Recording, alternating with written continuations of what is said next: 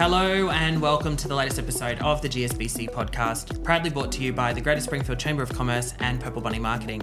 I'm your host, Matt Taylor Farrington from Purple Bunny Marketing, and today I am joined by Tom from TAE Aerospace.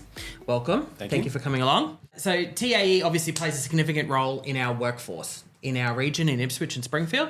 Can you share how the organisation supports local jobs, and provides opportunity for people right here in our region?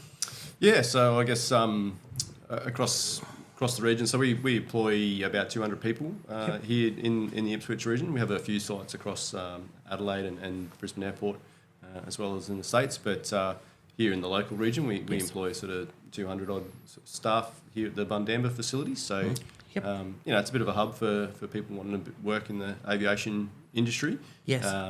And that ranges to, like, the majority of our workforce is a technical workforce, so they're all technicians, mainly. But we have all those sort of normal support services that provide a business, right? So we HR, finance, supplier, warehouse, team out the back as well.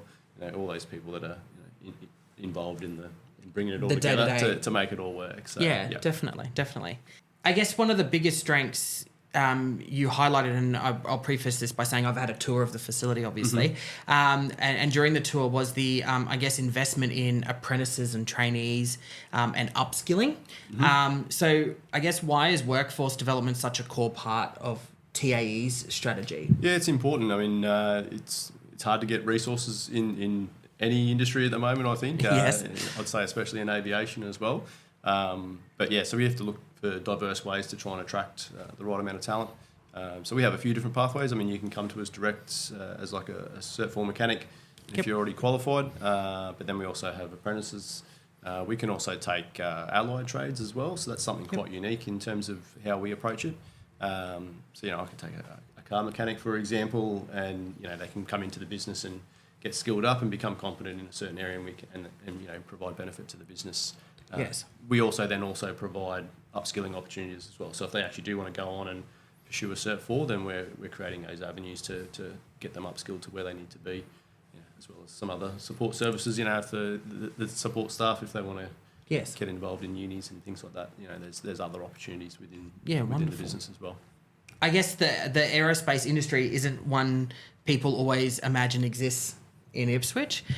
So what kind of skills or career pathways are actually available for them? Yeah, look, I tend to maybe disagree with that one a little bit, Matt, to be honest. I think, Ipswich, it's had a long history, I guess, with the RAF base and defence. I guess to tie in with what you're saying, I'd say it's probably maybe not realised is that there's jobs outside of defence that support that. So that's probably what I'd say to counter that in a way. But so that fallout of jobs into defence industry. There's a lot around, specifically right here in Springfield, as well as the greater Ipswich area that do support those functions, and there's quite a few of them around. So I think that answered your question. It did. All right. So for young people, obviously, your school leavers and apprentices, or even career changers, I guess what qualities or mindsets does TAE look for when bringing on new talent into the business? Yeah, always looking for new talent. It doesn't always have to be young. We take people from all walks of life in that sense. So. I actually had one of my old sergeants, come back, and he's, at the back end of his career, if you like. Yes. But, he's loving it, coming back and swinging some spanners at but, he doesn't have any people to manage. He just gets in and does his work. So, we do spread that across. But, it's important to, you have to give back as well. You can't just take qualified people coming from other businesses. Like, you do have to balance and put back into the industry. It's quite a big industry, so... we play a part in that too to bring on apprenticeships each year. We'll probably bring on 2 apprentices every year on year for foreseeable future. So, I think that's important you do have to feed the pipeline to keep it going. Naturally you lose some of them because we are just engines. That's what we do. Some people want to chase the aircraft and work out in the fly line, but sometimes when it's a really hot day like today and they're out there, they're like, oh, that air conditioning workshop sounds pretty good, So pros and cons to all those sorts of things. So. But we're always working with, trying to attract that local talent. And I think I've been trying to catch up at the moment with. I've got to catch up with the team at St Eddie's. Yes. They've got a young fellow there that's pretty keen to do some work experience. So we're just trying to work out with them how we can bring that to bear. Yep. Always looking for things like that to wonderful. Start those school leavers. And I guess you mentioned the facility before, and I must say I was actually blown away. Obviously, ex-Motor World, they do workshops sometimes tend to not always be as clean as they should. Yep. But that workshop was immaculate, and I guess you don't see that. But why, I guess, and it was great to hear the explanation as to why it has to be so immaculate. But can you give a quick, overview of why? Yeah, you need to keep it that clean. It is slightly different to your usual car mechanics workshop, probably, that people are used to. But the big one, we call it FOD. So FOD is foreign object damage is what that stands for. And basically anything that can be ingested into the engines, like nuts, bolts, things like that, if they're left lying around, they can do, quite a lot of damage, in the internals of the engine, obviously once it's up and running at high speed. So really important that everything is accounted for. Like all the guys and girls have their tools. They're all on a board. They're all shadowed. So everything's checked. Start of the day, lunchtime. At regular periods throughout the day, just to make sure everything's accounted for.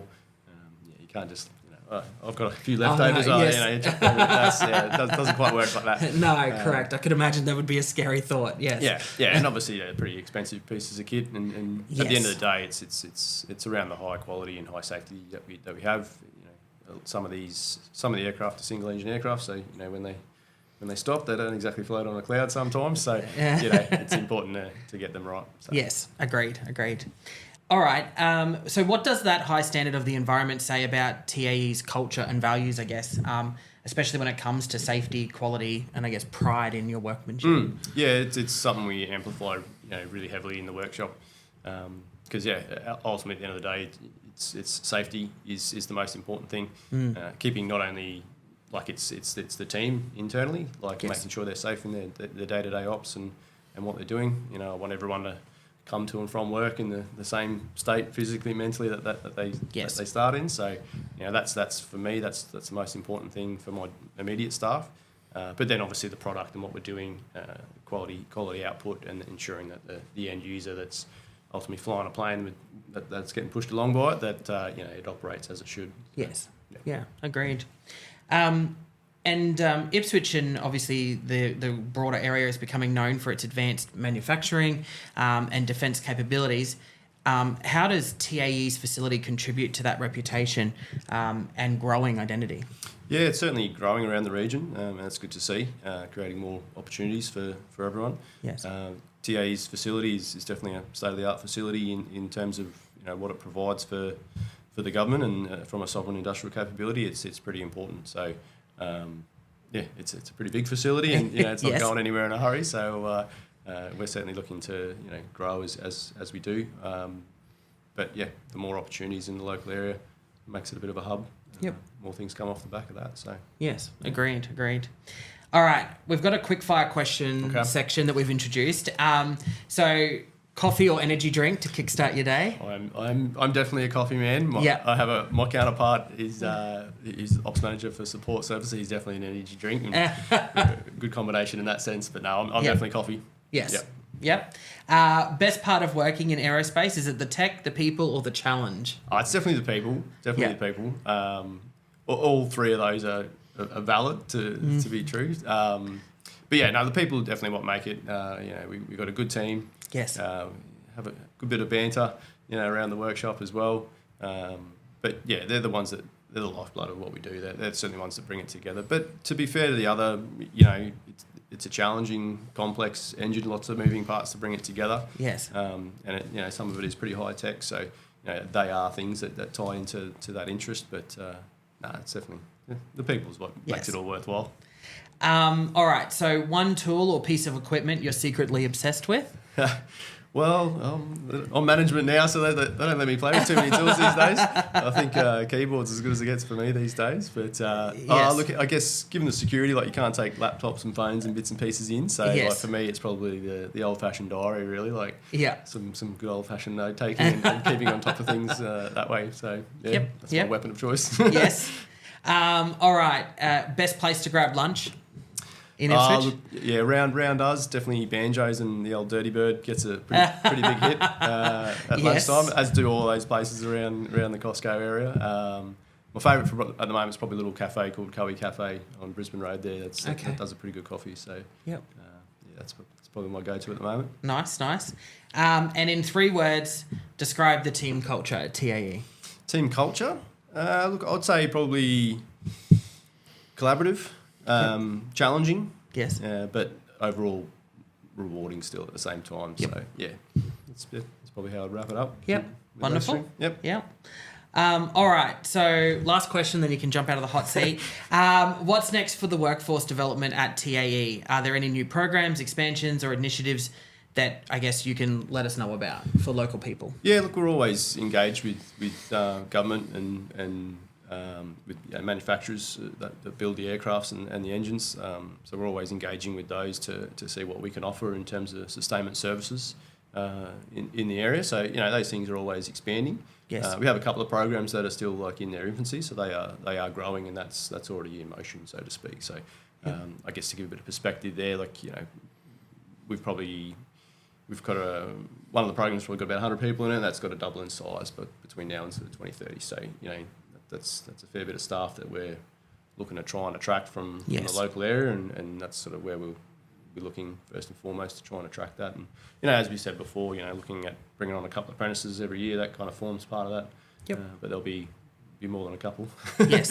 That's for sure. Yes, yep. Definitely.